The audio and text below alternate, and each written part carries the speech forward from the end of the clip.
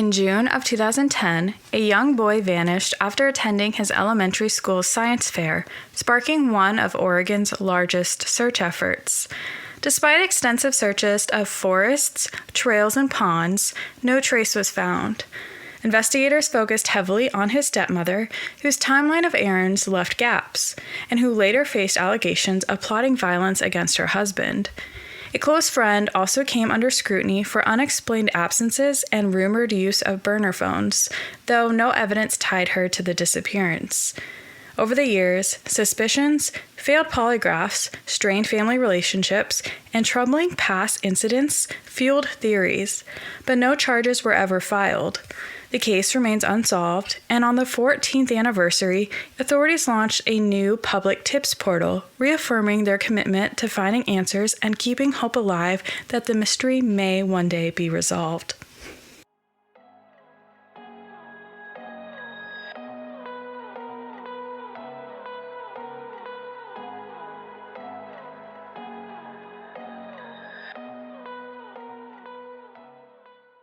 Welcome to Without a Trace. I'm your host, Jalyn.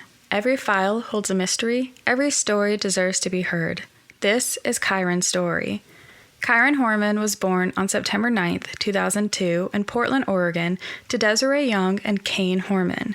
His parents divorced not long before his birth, and his mother and father shared custody of Kyron for the first 2 years of his life. When he was a toddler, Desiree's ongoing health issues led to Kane taking over as Kyron's primary parent, though his mom remained a constant presence in his life. Kyron thrived in his father's care. He was a curious, sweet, and shy child who was always excited to learn something new. In 2007, Kane remarried to Terry Horman. Terry, a former teacher, became a stay-at-home mom to Kyron and later to Kyron's half-sister, Kiara, who was born in 2008. Terry was a hands-on stepmother, taking Kyron to school and helping him with his interests. From the outside looking in, the Hormans seemed like a tight-knit family, but behind closed doors, cracks had started to form. Friday, June 4th, 2010, started out like any other day for Kyron. This was a big day at Skyline Elementary School, as the school was hosting its annual science fair. Kyron was excited to show off his project, a detailed display about tree frogs. That morning, Terry drove Kyron to school. She later recalled that they arrived around 8 a.m. and Kyron happily carried his project inside. Terry stayed for a little while, helping him set up. She had even taken a photo of him smiling proudly in front of his display. After watching Kyron walk towards his classroom, Terry left the school around 8:45 a.m. The first sign that something was wrong came that afternoon.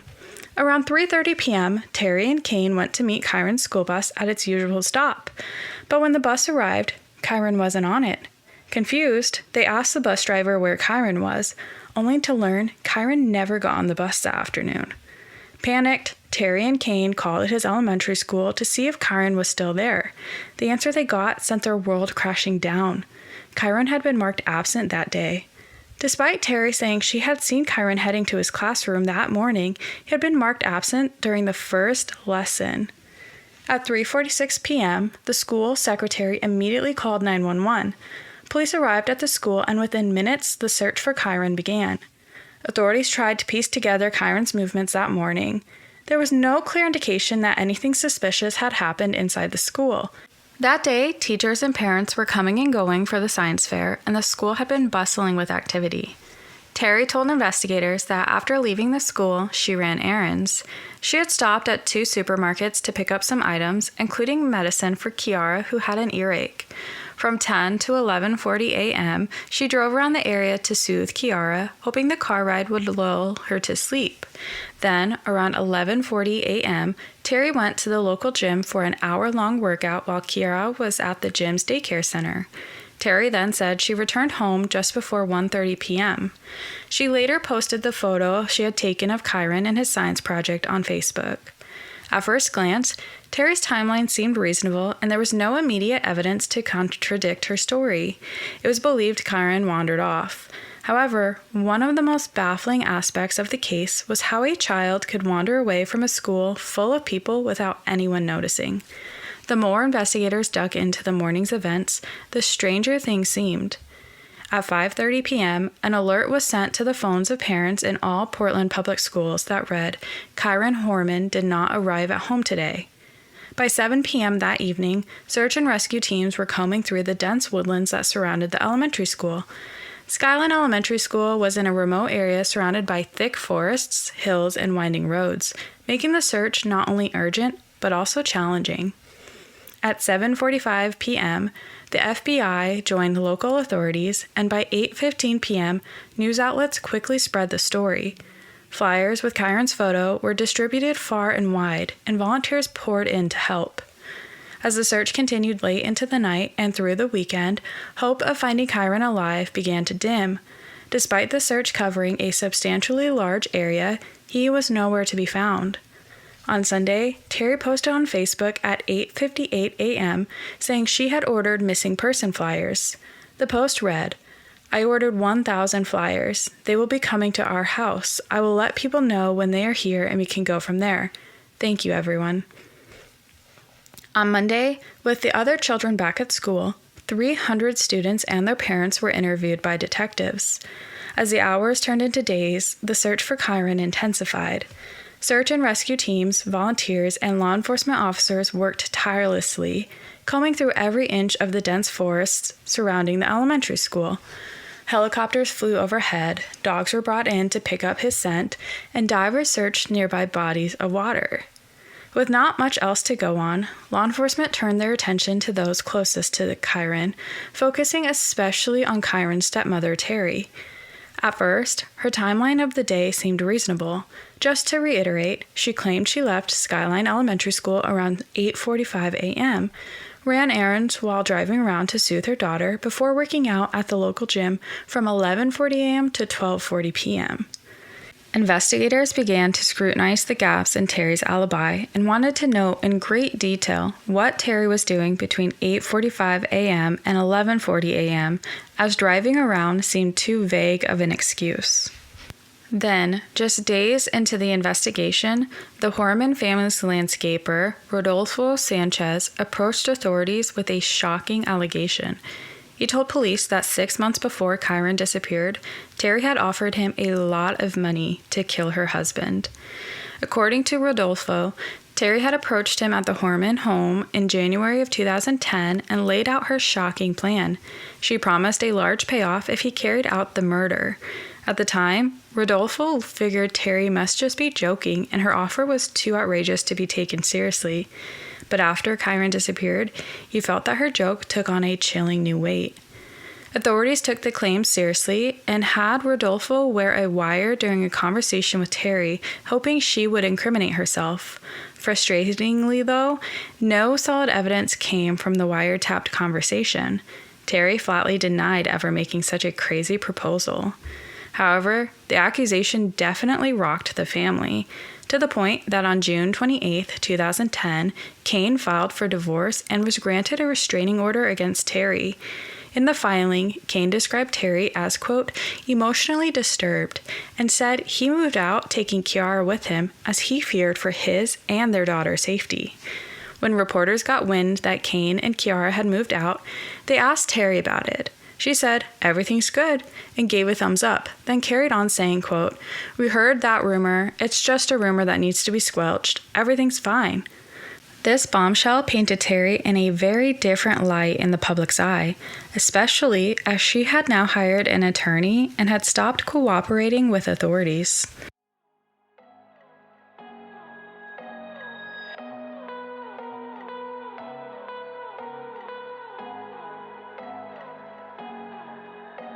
With Terry now under the spotlight, her behavior in the days after Kyron's disappearance became a focal point, and some of her actions raised eyebrows. Terry had reportedly failed 2 polygraph tests related to Kyron's disappearance, and sources claimed that she had struggled to answer questions about her movements that morning and what she saw when she left the school. Terry's friends and supporters argued that the pressure of the situation and the growing suspicion could easily account for her nervousness during the polygraphs. However, others viewed the failed tests as a red flag. Then there was Dee Dee, one of Terry's closest friends, who was also asked to take part in a polygraph. After reports that Dee Dee had disappeared for about 90 minutes on the morning Kyron went missing, she was subpoenaed to testify before a grand jury investigating Kyron's case in July of 2010. A homeowner Dee Dee worked for claimed she had left a gardening job without explanation around 11:30 a.m. Dee Dee then returned at 1 p.m. with no explanation, acting as if nothing had happened. Dee Dee denied any involvement and insisted she had been at the job site all day, never leaving once, despite what the homeowner and her coworkers were saying. Dee Dee passed her polygraph test and maintained her loyalty to Terry and Terry's innocence throughout the investigation. However, regardless of her passing the polygraph, many still believed her boss and coworkers and felt her absence during that critical window of time definitely warranted suspicion. There were rumors that Dee Dee and another friend had used burner phones in the weeks after Kyron's disappearance to communicate with Terry. But again, Dee Dee had an answer. They'd been experiencing service issues, so they bought the phones to tide them over until the issues were resolved. Meanwhile, Kyron's mom, Desiree, made several emotional appeals to the public. She was adamant that Terry knew more than she was letting on and begged her to come forward with the truth. Desiree's pleas struck a chord with the public, again leading many to begin viewing Terry with intense suspicion. T-shirts with Kyron's photo were distributed, and along with the normal photo of Kyron, a new version was released that showed him without his glasses on, in case they had been taken or lost. 30 billboards were put up in and around the city, 10 in English, 10 in Spanish, and 10 in Russian. Despite law enforcement's focus on Terry, no concrete evidence linking her or anyone else to Kyron's disappearance had emerged. Authorities had spent over $1 million on search efforts, making the search for Kyron the most expensive search in Oregon's history. By late 2010, with no significant leads or breakthroughs, investigators felt they had no choice but to scale the search for Kyron back. Investigators had combed through every nearby forest, pond, and trail, followed countless tips, conducted dozens upon dozens of interviews, and analyzed every possible sighting. But yet, Kyron was still missing. With no solid leads to go on, Kyron's disappearance has caused multiple theories to emerge over the years, and is as always the case, each theory raises just as many questions as it does answers. One theory was the most obvious in many minds: a stranger abduction. This was a possibility that had always been on the table. Stranger kidnappings do happen, and schools can be vulnerable environments for such crimes. Kyron's elementary school had multiple entry points and had been hosting a busy science fair on the morning of his disappearance. Parents, teachers, and visitors were coming and going freely, which could have provided the perfect opportunity. However, this theory raises critical questions. How could someone abduct Kyron in a school filled with people who knew him without being seen, and why were there no signs of a struggle or witnesses who noticed something unusual? Stranger abductions can often be chaotic and leave clues behind, whereas Kyron seemed to have vanished without a trace. Theory 2 focuses on the possibility that Kyron wandered off. Early in the investigation, law enforcement had explored the possibility that Kyron wandered off into the dense woods surrounding the elementary school. The school's remote location, coupled by the nearby forest, made this a plausible scenario.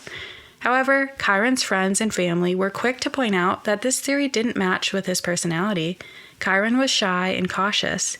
He also had poor eyesight. In fact, without his glasses, Kyron was practically blind, making it unlikely that he would have ventured into unfamiliar terrain on his own. Plus, no evidence had turned up after several extensive searches had been done in the area surrounding the school, casting further doubt on this theory.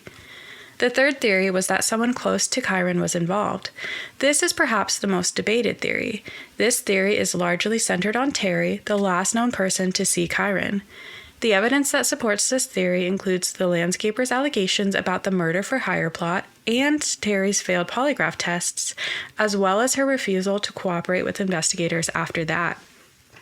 Supporters of this theory argue that Terry's motive may have been tied to her reportedly strained relationship with Kyron's dad, Kane. There was talk that her bank cards were used in stores that she had never told authorities she'd visited during the initial investigation. Plus, there were 2 hours where Terry was unaccounted for on the morning that Kyron disappeared. Despite the extensive investigation, there wasn't enough evidence to charge Terry or anyone else in that matter in connection with Kyron's disappearance. Theory 4 is a coordinated cover-up. This theory still involves Terry, but suggests she may not have acted alone. Supporters of this theory speculate that her friend Dee Dee, who was allegedly unaccounted for during a critical time frame on the day Kyron disappeared, could have played a role. While Dee Dee always denied any involvement, her boss and coworkers disagree, causing a point of contention. Plus, the burner phones add to the intrigue. What truly fueled the public speculation about a potential conspiracy with Dee Dee and Terry is the fact that in return for immunity, Dee Dee agreed to show investigators where she had buried the burner phones. Terry has always been viewed under heavy suspicions.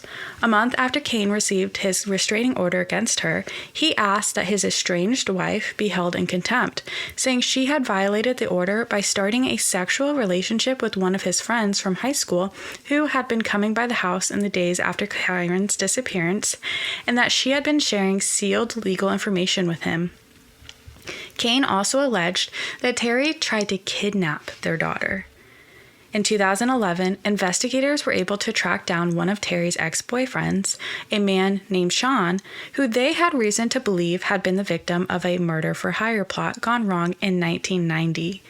They had come to this conclusion after interviewing an inmate serving time in an Oregon prison. The inmate confessed to taking part in a contract killing that had gone wrong, and when investigators asked Terry's ex to recount his version of what happened, the details matched the inmate's story to a T.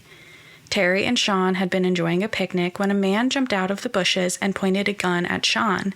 However, for reasons unknown, the gunman seemed to change his mind, and instead of shooting Sean, he fled.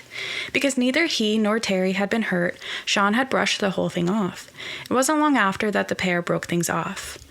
In 2012, 2 years after Kyron was last seen, Desiree filed a $10 million civil suit against Terry, accusing her of being responsible for Kyron's disappearance. In this civil suit, Dee Dee had now said she never even met Kyron and pleaded the fifth 143 times, meaning she refused to answer a question because the answer could be used as evidence against her in a criminal case.